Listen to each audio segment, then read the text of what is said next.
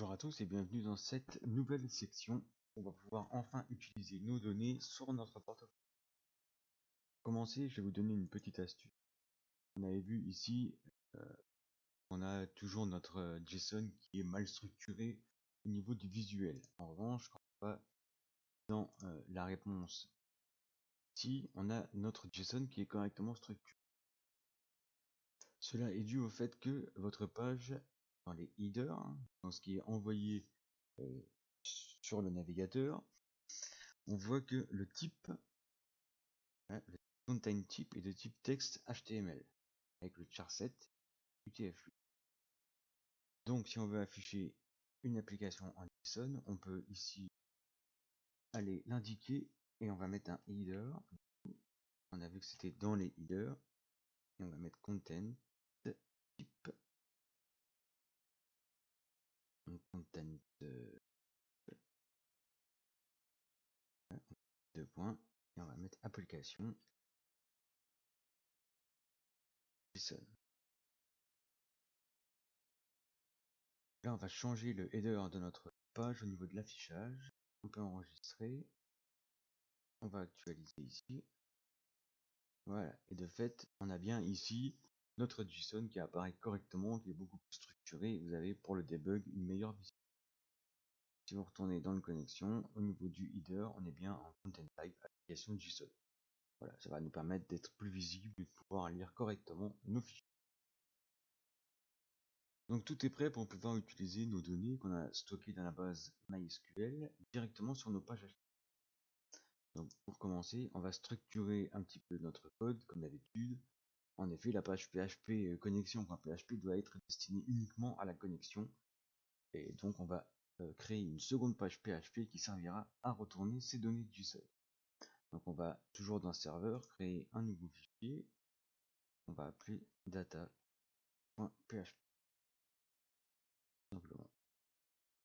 Voilà, et on va coller dedans tout le code de la requête de la table submail qui se trouve dans le connexion.php. Voilà. On va prendre ce code ici, if else, query, on prend tout ça. Un coupé et on va le coller dans data, sans oublier d'ouvrir les balises PHP.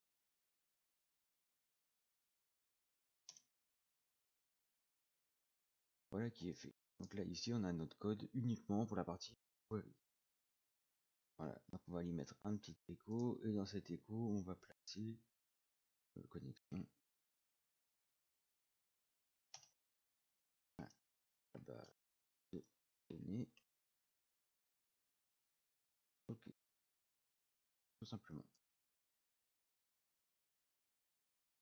Donc voilà, ici on a notre page de connexion avec la partie connexion à la base de données, nos données utilisateurs, voilà, et la réponse en cas de connexion ou en cas d'échec. On enregistre, donc si on retourne sur notre page connexion, normalement, voilà, on a notre connexion à la base de données qui va s'afficher correctement. On met un faux mot de passe, on teste toujours, on enregistre. Voilà, échec de la connexion, accès refusé pour l'utilisateur. Maintenant, si on regarde ce qu'on a sous la page data, eh bien, on a un message d'erreur. En effet, undefined variable MySQL.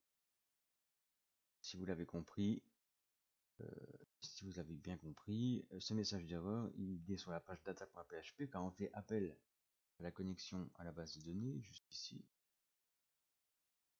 Voilà, on va chercher le MySQL. C'est l'appel à la connexion. Le problème, c'est que cette variable est déclarée dans la page connexion.php. On peut donc inclure notre page PHP dans notre script, faisant un require once. Voilà. Et là, on va aller chercher notre page connexion.php. Connexion.php.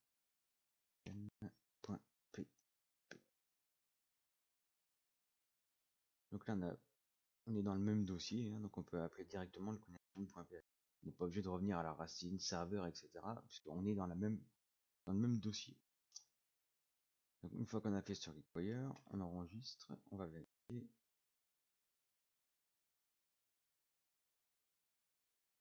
Voilà, vous voyez, accès refusé pour l'utilisateur root. Donc même sur le data, on a le message d'erreur de notre page de connexion. Donc on va remodifier ce mot de passe, bien comme ça vous pouvez voir les tests de partout. On enregistre, on actualise data, et là on a bien nos données. On voit bien que les deux pages sont complètement imbriquées. On va ensuite utiliser un nouveau langage, encore Ajax, pour la connexion entre le back et le front. Je précise qu'il est tout à fait possible d'inclure des données serveurs directement en PHP, en créant une page index.php par exemple, de index.html, et en y plaçant notre code directement pour récupérer les données. Mais ici, on va utiliser Ajax car ce langage qui est hérité du JavaScript, donc vous connaissez déjà, va nous permettre de réaliser des tâches asynchrones entre le serveur et le front-end. Ça va donc nous permettre de garder une page en HTML pour afficher nos données, mais qui viennent de PHP, pour éviter les rechargements de pages par exemple. Alors allons-y. Dans un premier temps, on va se rendre dans notre code index.html. Voilà, et ici on va garder qu'une seule carte pour notre affichage. Donc après la nav, voilà, on va garder la première et on va supprimer toutes les autres. Voilà, on fait attention. Vous voyez, quand on a bien indenté nos données, on voit directement où sont l'arrêt et le début de nos cartes. Donc on supprime tout. Voilà, la dernière. Et c'est bon. On va aller vérifier sur notre page ce que ça donne. Donc on enregistre. Là, on peut aller directement à la racine. Et voilà, on n'a plus qu'une seule carte. D'accord? C'est exactement ce qu'on voulait. Ensuite, Ajax, c'est du code JavaScript. Hein. On va coder cette partie dans notre script, dans Custom.js. Donc on va retourner ici. On va aller dans Sets. Yes, on a déjà un dossier custom. Pour rappeler, pour afficher la carte quand la souris passe dessus. Donc on va coder ça dans le document ready function. Pour rappeler, c'est la fonction qui fait qu'on vérifie que la page est bien complètement chargée. Donc on va créer cette fonction ici. Nous allons donc appeler notre script Ajax avec, on a fait attention de bien terminer ici. Ça c'est la fonction cardOver. On va mettre un petit commentaire et on va mettre des données Ajax. Voilà. Et alors comment on va faire? Donc on va utiliser jQuery également pour passer au niveau de l'Ajax. Et on va faire donc un $.ajax. Voilà. Donc là on va spécifier notre fonction Ajax. Et dans cette fonction, qu'est-ce qu'on va faire? On va rappeler une fonction, on ouvre celle-là à chaque fois. On va lui spécifier en paramètre l'URL. Donc l'URL qu'on doit atteindre. Ici, notre URL sera donc la page où on va chercher nos données, donc serveur data. Voilà, donc on va aller chercher la racine, point serveur, data, data.php. Voilà. Donc là, on a spécifié l'URL à utiliser pour notre script Ajax. Ensuite, on va lui donner le type de données qu'on veut. Data type. Ce type de données sera du JSON. Et on va lui passer encore un petit paramètre qui va être le callback. Qu'est-ce qu'on va faire en cas de succès et en cas d'erreur? Donc ici le callback dans Ajax, on va mettre success. Deux points, et on va faire une fonction en succès. Cette fonction va retourner les datas qu'on va avoir de notre script PHP. D'accord? Voilà. Et en cas d'erreur, deuxième partie du callback, on va faire un or. Et en cas d'erreur, on va également créer une fonction. On va utiliser le XHR, donc les éléments du DOM, le status et l'erreur. Voilà. On n'oublie pas les accolades. Voilà, notre code est prêt. Donc, on va relire un petit peu ce code. Donc, on va faire un appel en Ajax sur l'URL qui s'appelle serverdata.php. Donc, on va aller taper dans cette page. On veut un data type en retour qui sera du JSON. D'accord? Et dans cette fonction, un cas de succès, callback success, on va utiliser les datas qui sont retournées. Pour l'instant, ici, on ne fait rien. Donc on va utiliser les datas qui sont retournées et en cas d'erreur, on va afficher le statut, l'erreur et un élément du DOM. Si vous voulez pas voir les erreurs, vous commentez. Voilà, notre fonction Ajax est prête. Alors attention, on va voir plusieurs approches dans cette fonction. Pour faire au plus simple, pour commencer, on va sélectionner une seule ligne de notre table. Thumbnail, d'accord? Pourquoi une seule ligne? Parce que pour l'instant, on a une seule carte. On va faire au plus simple et on va aller modifier la requête ici. On va faire from thumbnail et quand on veut une seule carte, on va faire limite 1. On se limite à une seule carte dans la requête. On n'oublie pas d'enregistrer. Donc comme ça, on peut sélectionner qu'une seule ligne, il n'y a pas de souci. Si on veut retourner sur notre data pour vérifier, on va aller voir tout de suite.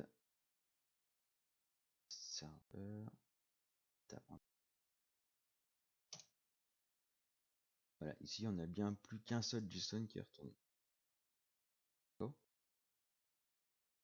Maintenant, dans notre page index.html, ici on va ajouter un ID à chacune des balises qui devra être alimentée par le backend.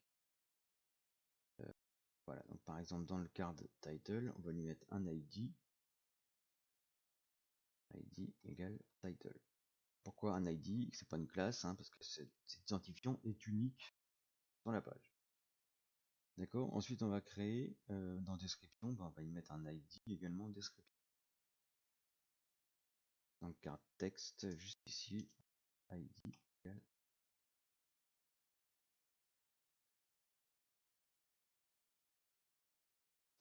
Voilà. Les ID utilisés ici sont uniques, et ils sont au nom des colonnes de notre base de données, comme ça on a plus de cohérence. On sait que dans la base on récupère un title et une description. Dans la partie small, on va créer un span. C'est pas une div, c'est un autre élément. Span, on va mettre en ID égale rated date.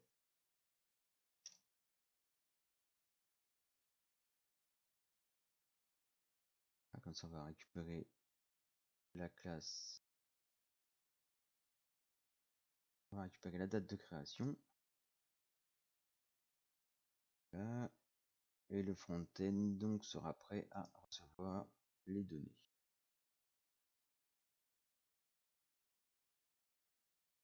On enregistre, on va vérifier ce que ça donne au niveau de notre navigateur. Voilà, donc là ici on aura la date de création, et ici le texte, etc. Maintenant ce qu'on va faire, on va vider complètement tout ça. Tac tac, donc on va supprimer ce qu'il y a ici. Vous pouvez mettre un petit commentaire si vous voulez vous y retrouver. Tac, mettre alimenté via PHP. Jax. Ça, vous savez où est-ce qu'on va implémenter ces données. On va le faire ici, ici, et on va le faire dans le title.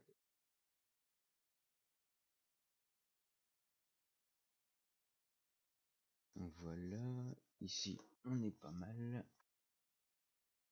On est pas mal. Donc notre front-end est prêt à recevoir les données du backend. La carte théoriquement doit être vide. Si vous enregistrez en actualisant, voilà, on a bien une carte vide, on n'a plus que l'image. Alors, on va et même également supprimer l'image carrément. On va faire le src, on va mettre rien du tout. Et on va supprimer également le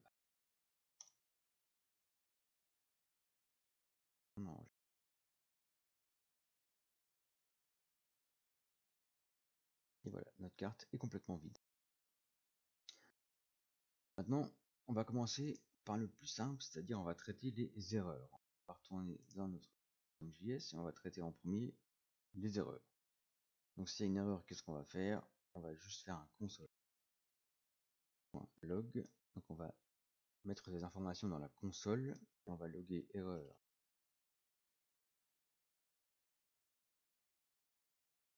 Erreur Ajax.